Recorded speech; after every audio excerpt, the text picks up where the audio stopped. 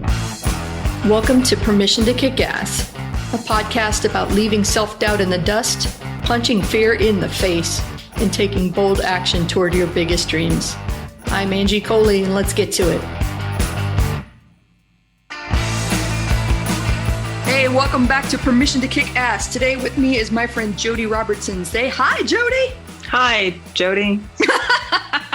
I've been hoping somebody would do that, and you just made my day. That's so great. I couldn't stop it.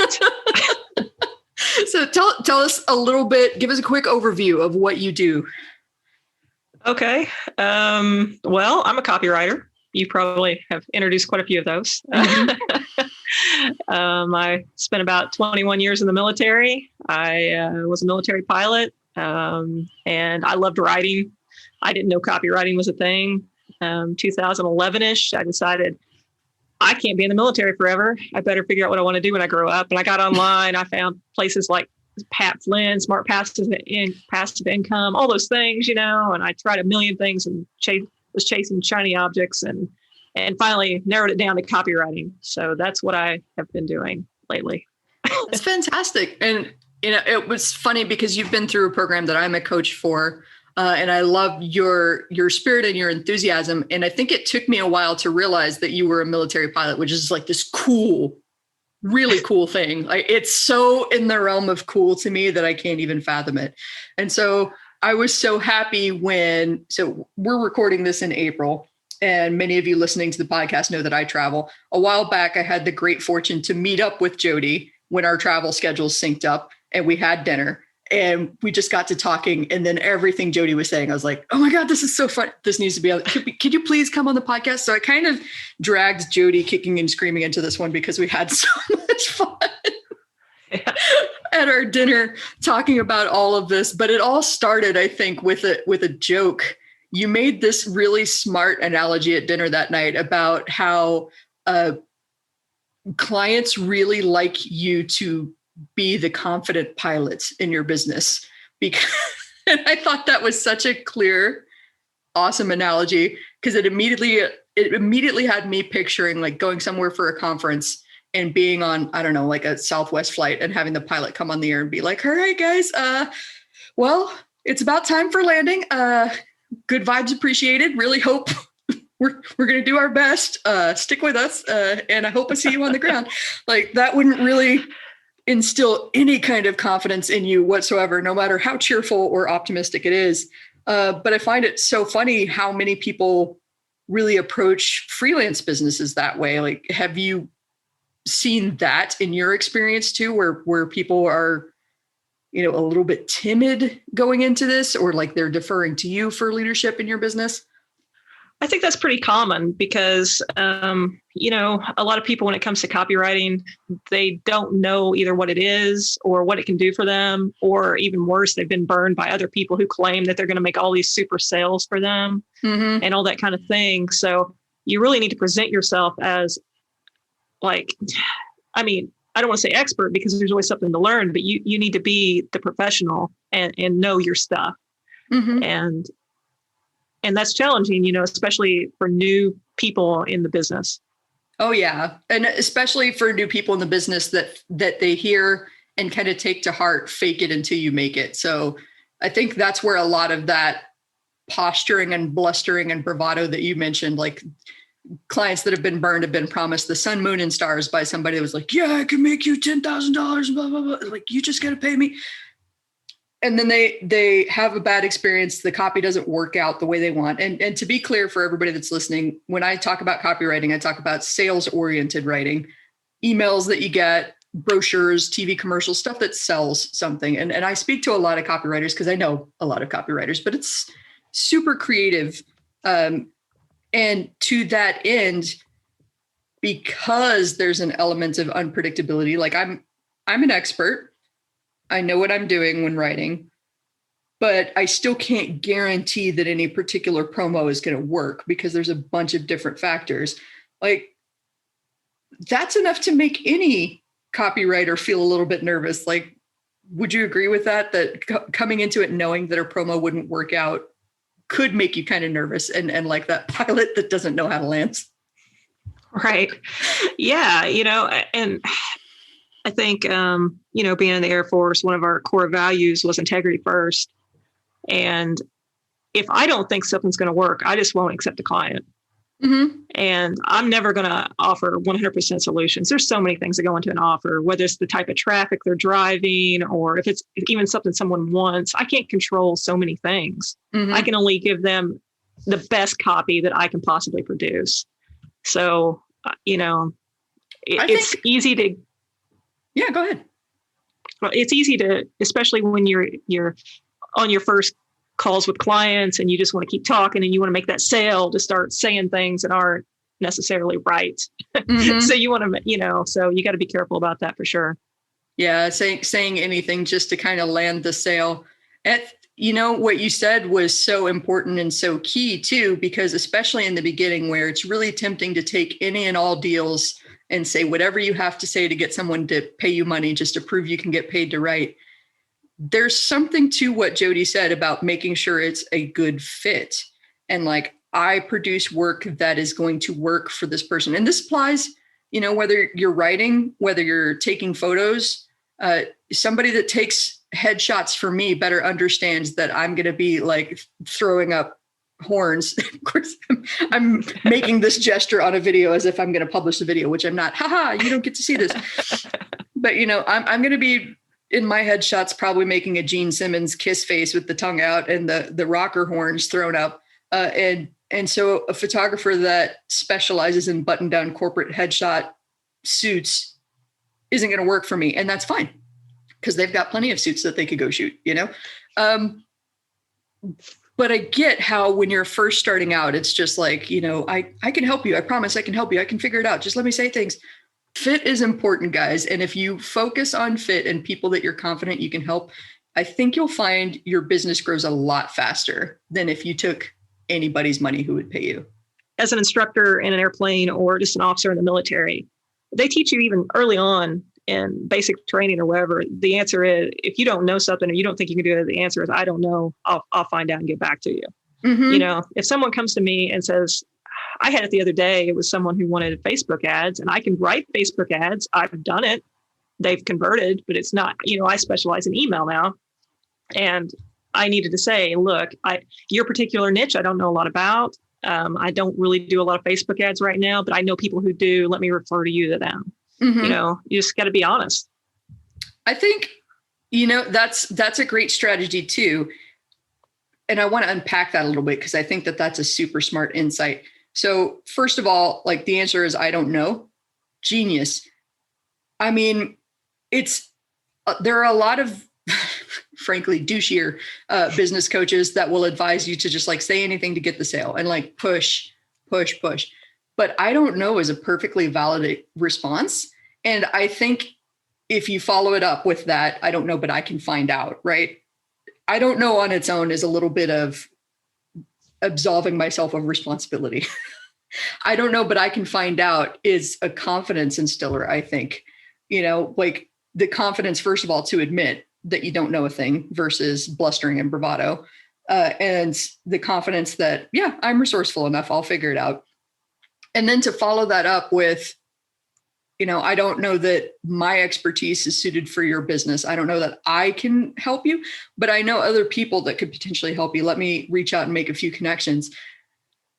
When I was first starting out, I definitely fell in with the camp that like all copywriters are competitors. So I kept things like really close to the vest. I certainly wouldn't have referred work to anybody because I was a bitch back then. But it backfired in a really big way, I think, because I didn't share any expertise, so people didn't know what I knew. I would talk more than I listened, I think, which made people feel unheard. And feeling heard is really important in the client relationship. Do you agree with that? Totally. Yeah, I'd say my interviews with clients are 90% them talking and 10% me talking, ideally. That's so smart too, because I mean, really, when you're listening to a client, what they want, the best thing that you could possibly do is listen really well, ask smart questions. They're going to think you're a genius if you ask questions that make them think versus trying to tell them what you think they should do. That's my sneaky little strategy tip for the day there. Lead them to where you want them to go by asking them smart questions that you already either know the answers to or would guess, but like let them tell you in their own words. And then at the end of the call, sum up what they told you in their own words and say, so what I heard on the call was this. What I can help you with is that. If that sounds like a good deal, let's talk. It's, I guess, like the crux of what I'm getting to with all of my rambling and storytelling is, to kind of go back to that first image of the confident pilot. Like, people don't necessarily need to know all of the ins and outs or the buttons that are being pushed or anything like that. They just need to know that you're confident that you've got this at the end of the day, and not the cocky, pushy, I've got this, shut up and let me do it. But just that quiet confidence that comes from, yeah, I can figure this out. Yeah. And that's really important. That's kind of hard, actually, initially for pilots, because when we go through pilot training, it's a very, pilot training in the Air Force is very like, you are alone. Even though you've got an instructor with you, you're to act like you're alone in the cockpit, right? You're doing everything yourself. You need to have the answers. You have to have that plane memorized. And we still do. Like, every airplane I've ever flown, I know the numbers. I know the checklist. I know that kind of stuff. But when you move on, most of us move on to crew aircraft. So you have to learn to use all your resources and work together as a team. Don't remember the original question. Hey, that's fine. I don't remember what I said 5 seconds ago. It's fantastic.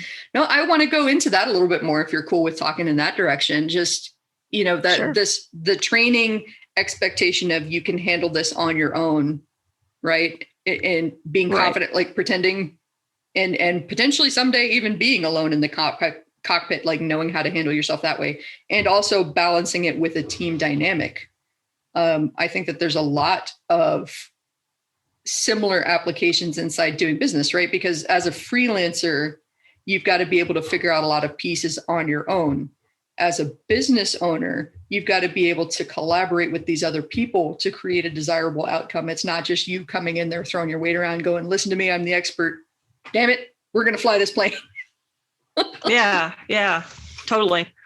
That's great. Just even having mentors or friends to draw on when you need them. So I think that's really important. So I don't know how much you can tell us about actual military training, because I think that would be fascinating. But like, how did you resolve when you're in the cockpit and you're having to pretend to be by yourself, even though you've kind of got that backup? How do you even begin to process that? I know I'm kind of putting you on the spot here with this, but I'd love to hear more about that. From the beginning, when you go to a crew aircraft, you learn a lot of what we call crew resource management. So they really start shifting. You study a lot of airplane accidents, basically, and all the things that went wrong and all the communication breakdowns. Because generally, when an airplane, no one wants to hear about this, but when an airplane crashes, generally somebody in the cockpit had the answer.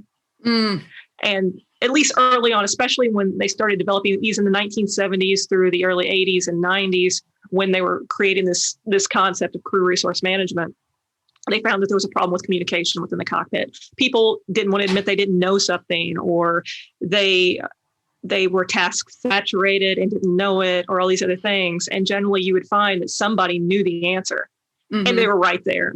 So that's why it's so important to have that network of knowledgeable people, because usually they can see something that you don't, whether it's an instructor sitting behind you in the seat going, hey, Jody, you landed 10 feet right of center line, and here's what I saw happen. And then I can take that information and fix what I did wrong and never do that again.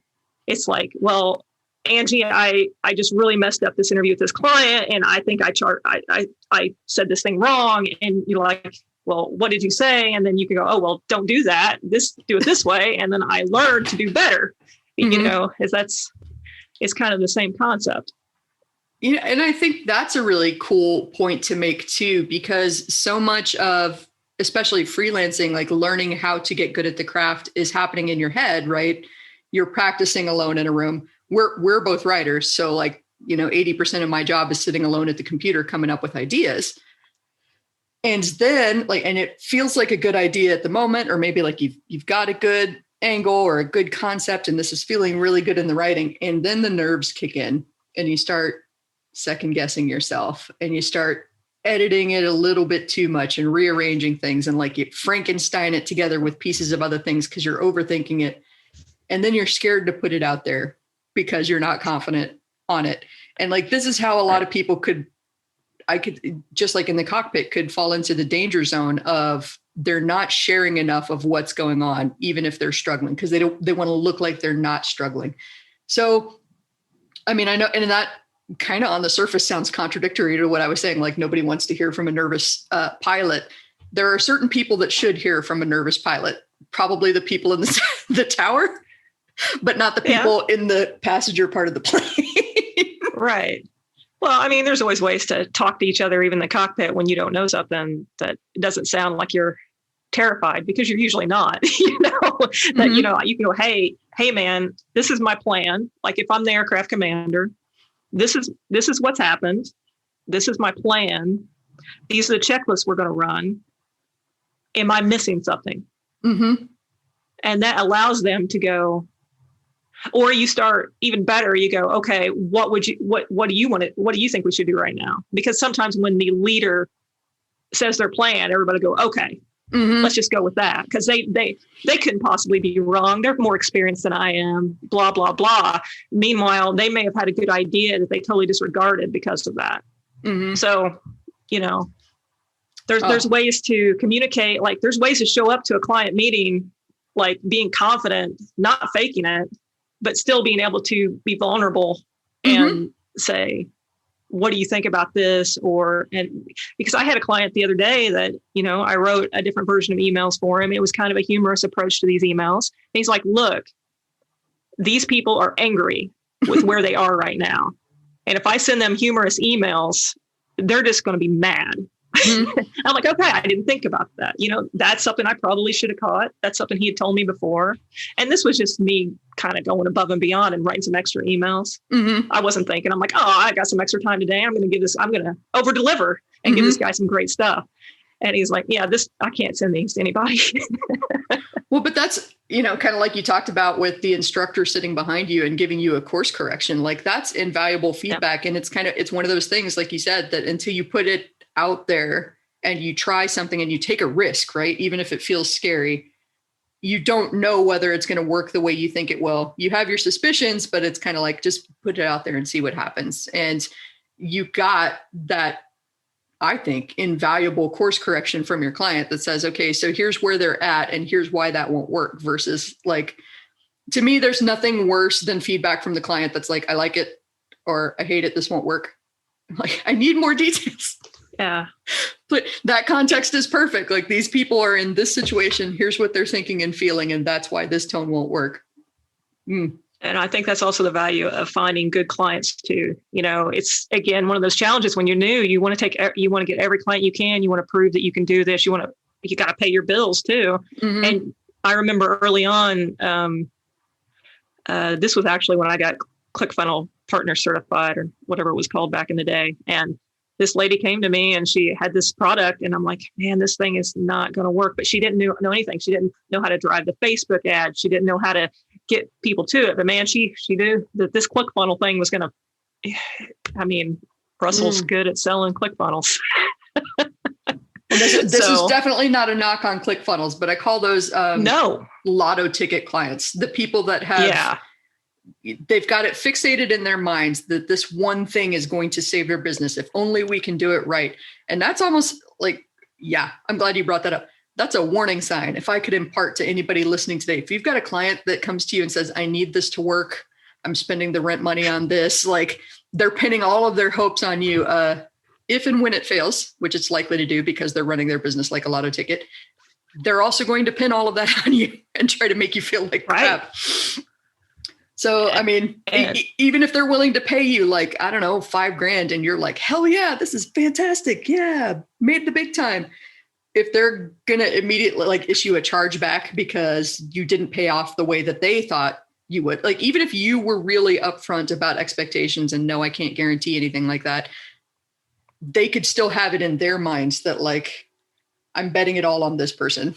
And so they better win big. So you just have to listen for that kind of language. Like, I need this. I need this. Yeah.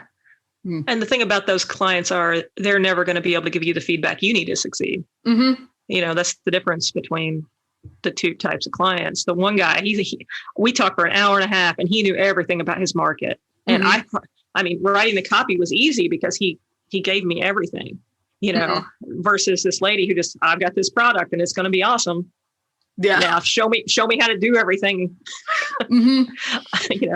And I mean, to a certain extent, the confident pilot thread is going to keep reappearing in what I'm saying. Like, I think there's a common misconception, especially among the newer writers that I've coached, that people that hire writers know what they're doing. And so like, they'll come to the table knowing what appropriate budgets are, what the assignments are, what they need. And they will say, hey, Jody, I need 5 emails done by, 2 weeks from now. Can you do that? My budget is X. It never works out that way. Often they're so busy in their own business putting out fires that they're just like, I need a promotion. The target launch date is this. Here's what's going on. Help. And like, they're counting on you to land that plane and be like, all right, so what I'm hearing is X. What I think we could do is Y. How do you feel about that? Does that sound about right? All right, let's talk about how we get that done and what next steps are. And that's how you confidently lead them through without any of the BS or the bluster, or like I like to call it, the dick swinging. Please don't do that as a course of doing business. I don't think it's good business. Maybe it works for some people, but I think it's a big turnoff. Yeah. To circle back to what we were talking about with, the client that was super vague versus the client that actually knew how to help you get better at helping him.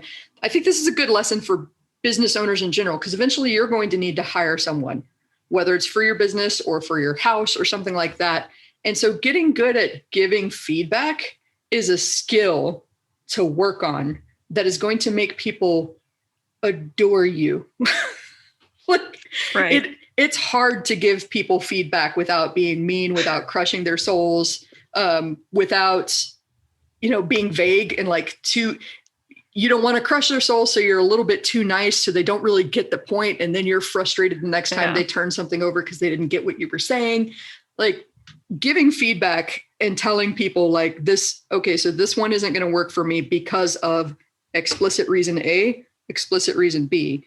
What I'd like to see is explicit thing C, explicit thing D. Do you think you could do that? I mean, I just gave very blunt, very direct, hypothetical feedback there. But whenever I use that strategy, and to be clear, that is a strategy, that is a skill that I've developed over time. I've never had somebody be like, you're so mean, I can't work with you. Yeah, there's definitely an art to giving feedback. I mean, that's kind of your job as an instructor pilot, right? To give it in a non-soul crushing way, which in the military, not everybody knows how to do. Yeah. You got to really toughen up pretty quick. We call it the shit sandwich. Have you heard that term? Yeah. Where I think the family related version or the family friendly version of it is like the compliment sandwich, but I hear the shit sandwich too. Yes. Am I okay cussing on this program? It's called permission to kick ass. We can say whatever the hell we want to. So the compliment, you did this good. You did all this wrong. You did this good. Mm-hmm. That's pretty much what we stick to. And that's, I'm just going to keep going back to this because I think it's applicable whether, you're telling this to subordinates because you've grown your business to a certain level and you need to give them feedback to help them grow, whether you're helping somebody paint your house and you're like, this is not up to my expectations. I paid money and here's what I expect. Please do a better job.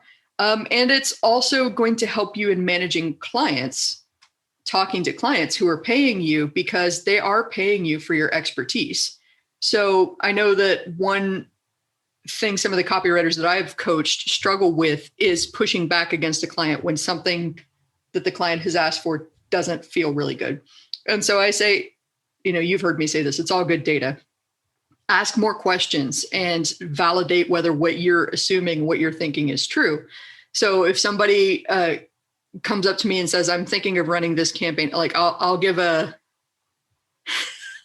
let's see how much I can anonymize this so that I'm not being mean toward people that I actually know.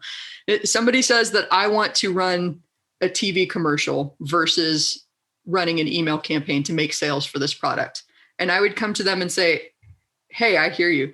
TV commercials are really exciting. And it's like, I'm not going to lie, it's the coolest thing on earth to be sitting there and like see your ad come on TV and be like, oh, that's cool. That's me. It's on TV. In terms of an investment and how it's going to pay off for you, I don't know that that's necessarily the best strategy for you, because you could pay, a lot less in terms of investment on email and sending that out and get a lot higher returns a lot quicker. You can invest a lot more upfront, and then there's going to be production and there's going to be airtime and all of that lag associated with it. You could wind up making the same amount in sales, but I know which one is going to pay off quicker and be much more likely. I would highly recommend that we stick with email versus the TV commercial.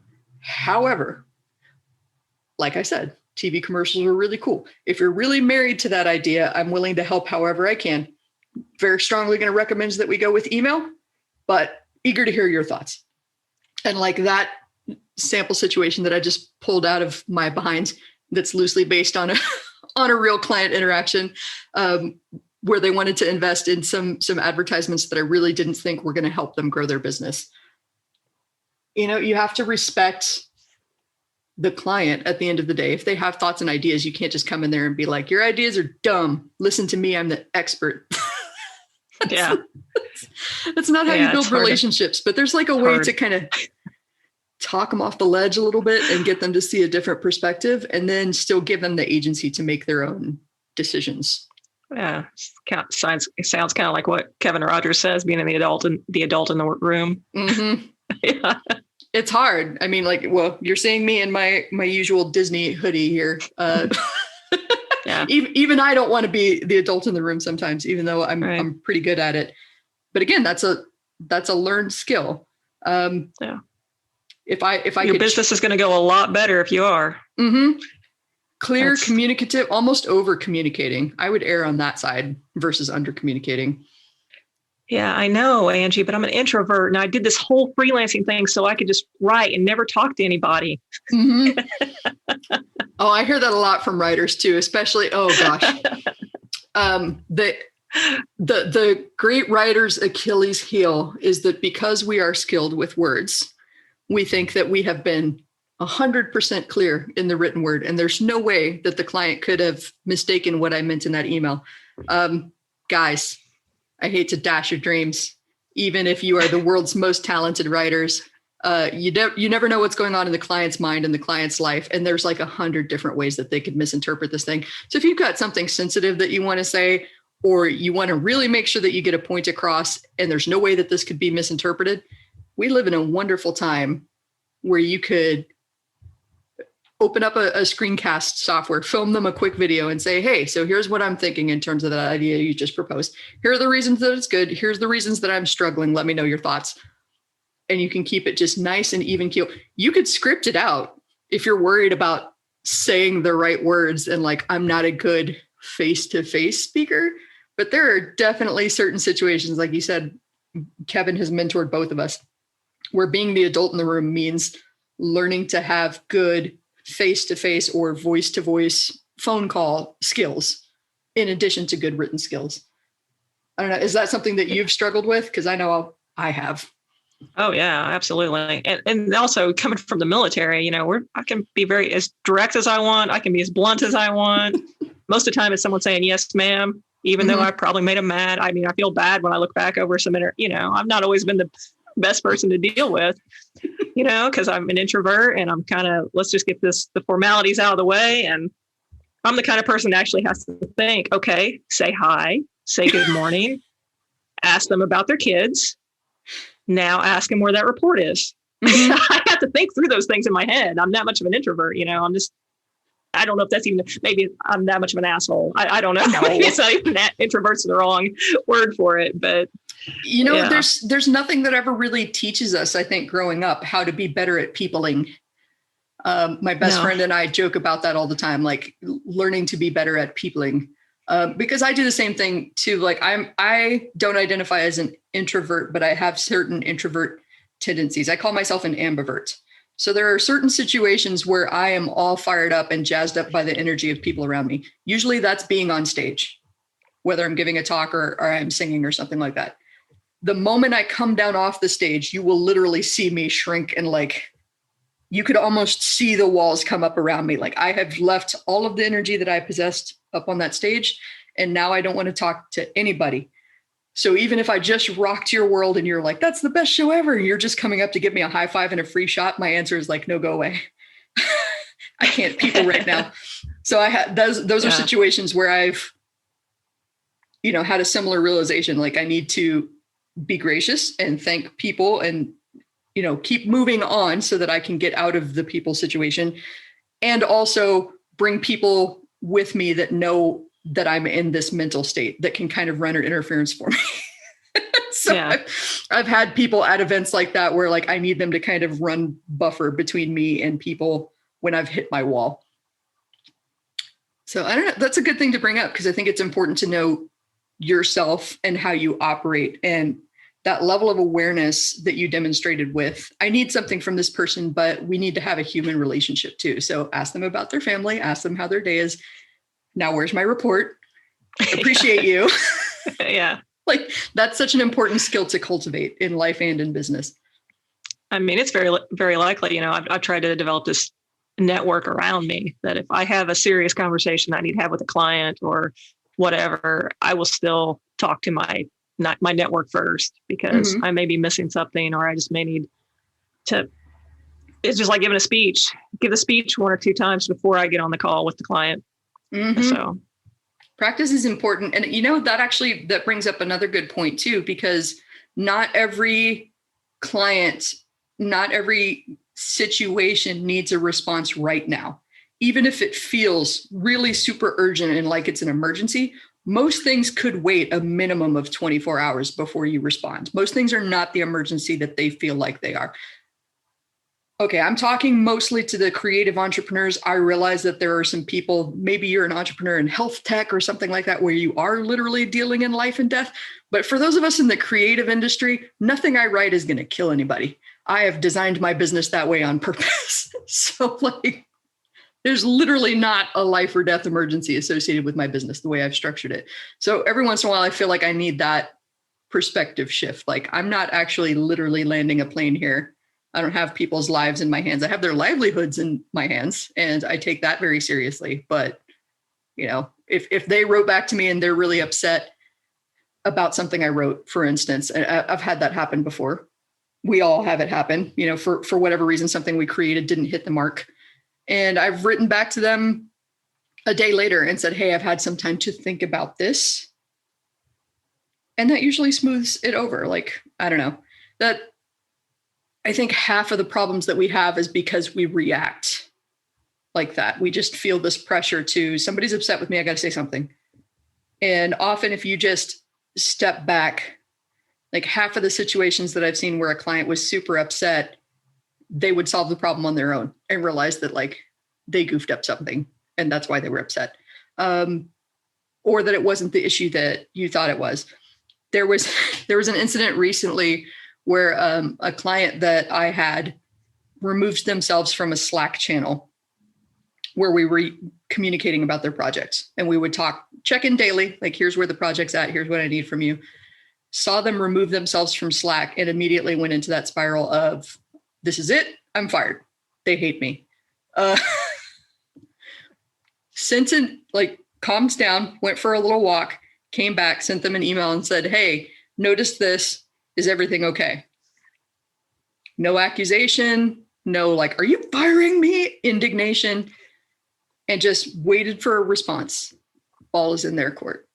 They came back and said, yeah, Slack asked me to do some weird upgrade and said if I didn't push this button and give them a credit card that they were going to remove me. And I didn't want to pay that, so they removed me, I guess. And we're like, oh, well, shit, I guess I need to look at my Slack plan and figure out why they're trying to boot you out and make you pay because you should be a guest on my account. This shouldn't be happening. Well, like I tell that whole long-winded story to say, if I got really in my feelings in that moment and decided to fire that client before they could fire me, like, well, I see you took yourself out of the Slack channel, so clearly you have a problem with me that you haven't stated. And, I think it's just best we terminate this relationship right now. I have seen people torch bridges like that. And it is so concerning to me that is something that some entrepreneur groups out there would encourage you to do. I don't know. What are your thoughts on that? Kind of like things happen and should you burn the bridge down? Yeah. Let me start with this, the whole needing to take that immediate action kind of feeling, if I can relate it back to a pilot training thing. When you're in the beginning, like I said, well, you're training to be the only pilot, and you actually do solo. So you are the only pilot on that airplane. So you're going to a military pilot training. You're flying a jet aircraft for the first time. Within 7 flights, you're soloing. Oof. So one of the first things they do is during your initial classes and stuff, they teach you how to do this thing called stand up. And stand up, one person's picked every morning, and you stand up in front of the entire class at attention. So you can't move. You're standing there at attention. It's just your hands at your side, looking straight forward. And they say, Jody, you've just taken off from runway 36. You've rotated. You're at 120 knots, and you get this indication. And they'll put a picture on the board, and it's a fire indication of the number 1 engine. And they'll say, you have the aircraft. So you've got to sit there and talk your way through this problem in front of everybody in a plane that you've got it down pretty well, but you're still learning. And you're, up until this point, you've flown a Cessna. Mm-hmm. You've got enough hours to have your pilot's license. That's about it. And they teach you the first thing you're going to do is take a breath, go get a drink of water. I mean, in your head, and just calm down, because, that initial instinct is, oh my God, there's an engine fire. I mean, we weed that out through multiple trips to the sim and talking about it and visualizing what's going to happen. So eventually when you're out flying a real airplane, when that fire light comes on, it means nothing to you other than, okay, well, I got a checklist to run. Mm-hmm. But in the beginning, you're really amped up. And the number 1 rule is you kind of rattle off this thing, and it's been 20 years or whatever, and let's not even talk about that. But the first step is, sir, I'm going to maintain aircraft control. Mm-hmm. And you're going to keep flying the airplane. It doesn't matter what's going on around you. It doesn't matter if the fire light's on. It doesn't matter if you got a low oil indication, whatever's going on. We're not even looking at that right now. Mm-hmm. We're going to keep this airplane from hitting the ground because we're not going to panic. So however long that takes, I don't know what position you're in. I don't know what's just happened in your business. That may be 24 hours. That may be 48 hours. That may be 20 seconds from now, depending on the business. But you're going to maintain that aircraft control. You're going to maintain control of the business. You're going to maintain control of yourself and your emotions. Mm-hmm. Maybe you go for a walk, whatever you got to do, whatever you're visualizing. Chuck Yeager always chewed chewing gum. I had an aircraft commander who used to tell me that. So I started chewing gum, but maybe I'm visualizing popping a piece of chewing gum in my mouth while I maintain aircraft control. Mm-hmm. And then I'm going to analyze the situation. I'm going to look at those indications while I'm still flying the airplane. I'm going to come up with a plan in my head, whatever it is. I might have some immediate action items like I've got to pull the fire handle, right? Mm-hmm. And then I'm going to take the appropriate actions, which is pulling the fire handle.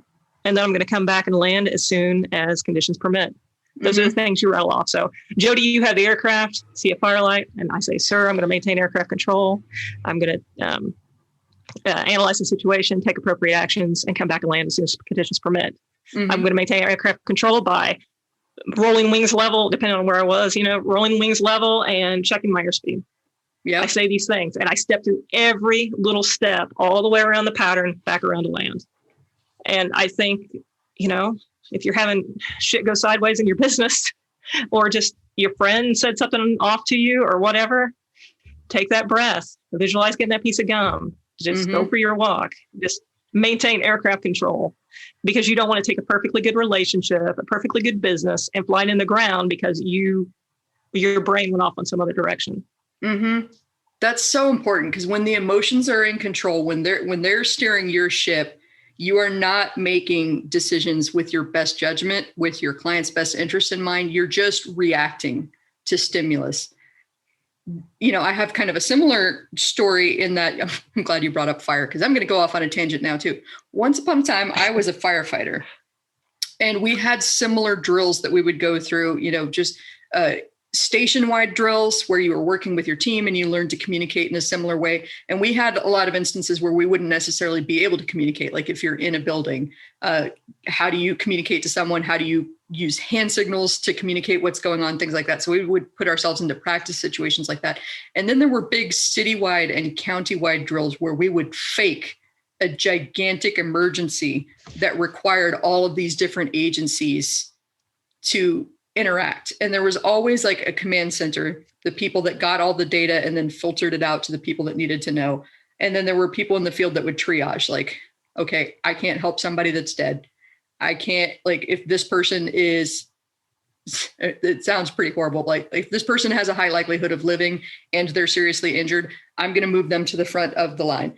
If this person has a broken leg, but it doesn't look like it's life-threatening, well, then they've got to wait until we get these more serious people taken care of. And we had situations like that too. Like if I went into a house fire, the first, and I'm tasked with putting this house fire out, one of the questions I'm going to ask myself after assessing the situation is, where did this fire start? Because if it started in the kitchen, there's a high likelihood I do not want to put water on that. It could be a grease fire. And when you apply water to a grease fire, the fire grows exponentially very quickly. And that's why it's really critical to kind of take a step back from that reaction place, get yourself into a more sane and balanced and, calm, if you can get there, centered approach to where you can look at things rationally and as objectively as possible, and then make decisions from there, because that's when you've got your best chance of success. Oh, these are such great stories. Yeah, right. Now you know why I was like, Jody, please come on the podcast and talk to me about piloty stuff. I love it. So this has been a fantastic conversation. I would totally love to do a follow-up if you're down for that. Yeah, sure. Tell us a little bit more about where we can find your information. I think the best place is probably at funnelcopyexperts.com. And that's where you can get all my contact information. You can see what I've been doing. And I've got a lot of good videos on there for how to improve the copy for your business. A lot of times people can improve it on their own. So that's awesome. Thank you so much for being on the show, and we're going to talk soon. So that is it. Another awesome episode of Permission to Kick Ass on the books. If you want to know more about the show, if you want to know more about me, Angie Coley, and the mission I'm on to help entrepreneurs punch fear in the face and do big, bold things, then head on over to permissiontokickass.com. That is all one word together, permissiontokickass.com. Make sure to sign up for my email list so that you know whenever there's a hot, fresh, and ready podcast episode out for you. And also on Mondays, I like to send out a little newsletter called Kick Monday's Ass. I'm sure you're totally surprised by that. So thank you for being here with me today. I'm Angie Coley. Make sure that you share this with a friend that needs to hear this message today. Like it, share it, comment wherever you're listening to this today, and let's go kick some ass.